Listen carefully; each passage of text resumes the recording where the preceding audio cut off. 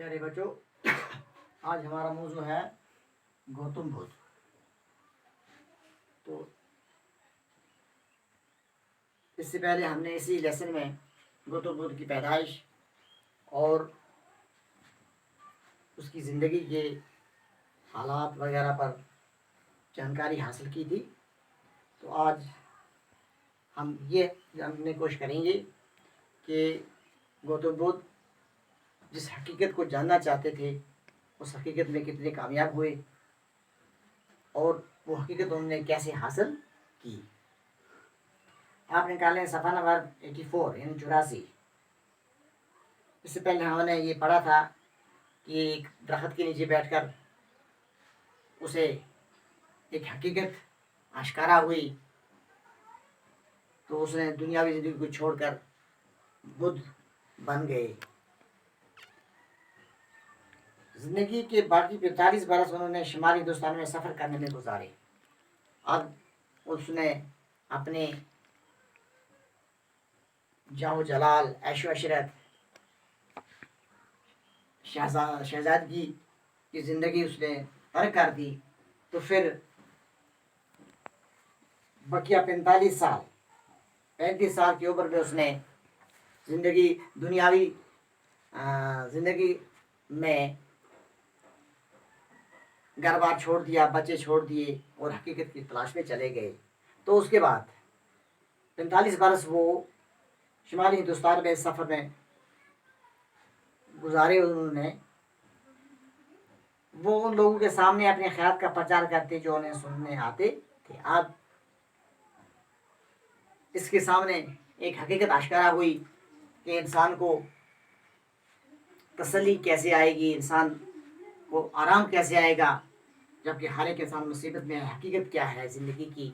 تو زندگی کی حقیقت کو سمجھنے کے لیے جو کچھ اس کے سامنے آیا، جو حقیقت اس کے سامنے آئی، اس کی تعلیم اس نے دوسرے لوگوں تک پہنچائی۔ 483 قبل مسیح میں اپنی وفات کے سال تک وہ اپنے ہزاروں پیروکار بنا چکے تھے۔ تو 483 قبل مسیح عیسیٰ علیہ السلام سے پہلے اس کا انتقال ہوا، اور اس دوران انہوں نے بہت سارے اپنے پیروکار بنا دیے تھے۔ اب جن کے افکار تب تک تحریری صورت میں نہیں تھے، افکار فکر کی جگہ، اب اس کے جو خیالات تھے وہ صرف سننے تک ہی محدود تھے، تحریر میں نہیں آتے تھے، تو لوگ اس کو سنتے تھے اور ان کی ان قیمتی باتوں کو یاد رکھتے تھے۔ بعد میں ان کے چیلوں نے ان کا ایک حرف یاد رکھا۔ یہ باتیں نسل در نسل زبانی طور پر سینہ بہ سینہ منتقل ہوتی رہیں۔ چونکہ اس وقت تحریر نہیں تھی، تحریری انتظام نہیں تھا، تو اس کی بات زبان در زبان ایک دوسرے سے سنی، دوسرے سے سنی، اور جو سنتا تھا وہ سینے میں موجود رکھتا تھا، یاد رکھتا تھا، اور زبان در زبان اور سینہ در سینہ جو باتیں ہوتی تھی وہ آگے آگے منتقل ہوتی گئی۔ بدھ کی تعلیم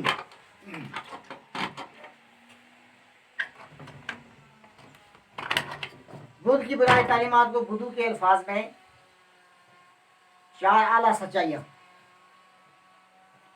4 noble truths،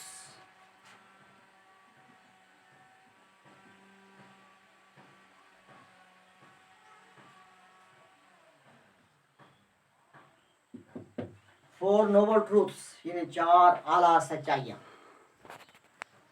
اس کی تعلیمات جو تھی، بدھ کی تعلیمات جو تھی، ان کو 4 اعلیٰ سچائیاں جو ہیں اس کا نام دیا گیا۔ اول انسانی زندگی اپنی جبری حیثیت میں دکھوں کا مسکن ہے۔ پہلی بات یہ تھی کہ انسان جو ہے یہ دکھوں کا مسکن ہے،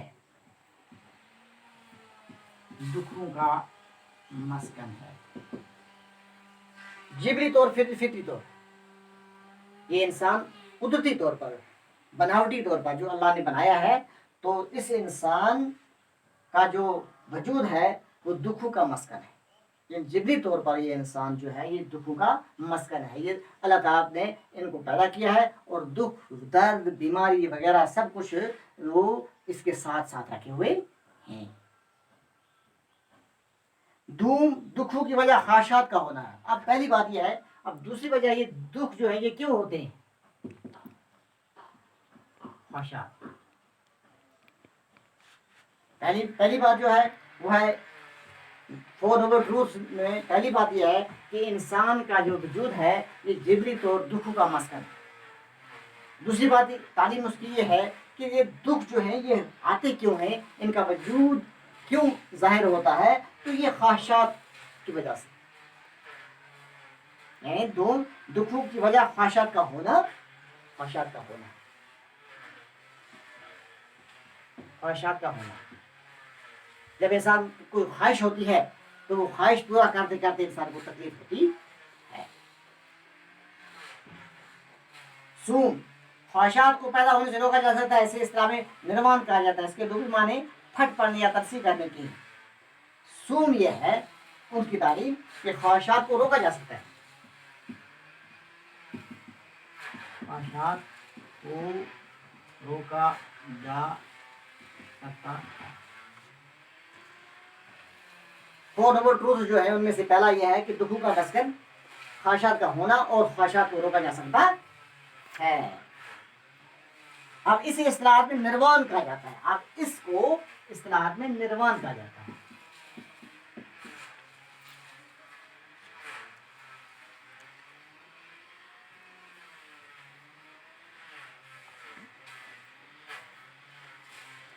اور نروان کے معنی ہے تنسیخ.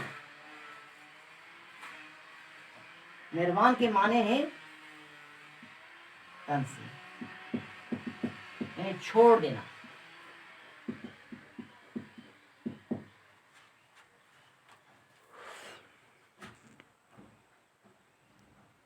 چہارم اس کا علاج نہ کڑی تپسیہ اور نہ سر پسندی بلکہ معیار کام لینا، یہ مقصد حاصل ہوتا ہے. چہارم جو ہے میانہ روی.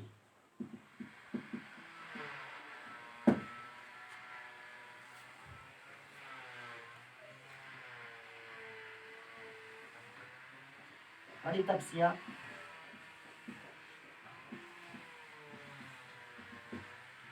سہن پسندی.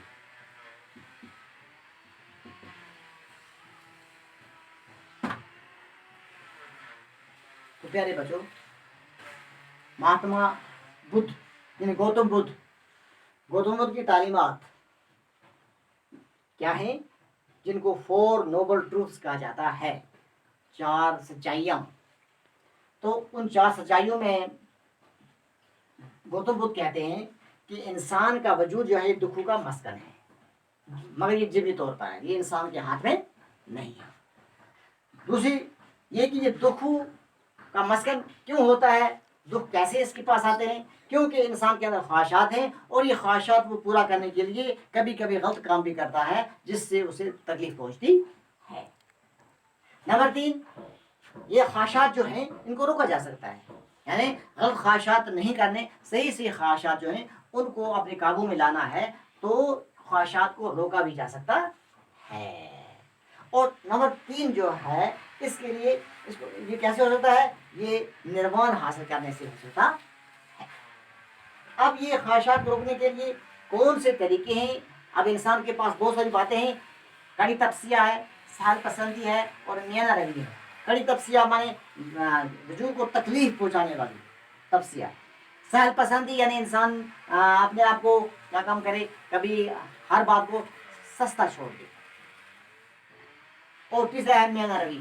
تو گوتم بدھ کی تعلیم میں چوتھی سچائی جو ہے یہ میانہ روی ہے، درمیانہ بات، نہ زیادہ سخت نہ زیادہ نرم، نہ زیادہ لاپرواہی اور نہ زیادہ تکلیف. لاپرواہی بھی غلط ہے اور زیادہ جسم کو تکلیف دینا بھی غلط ہے.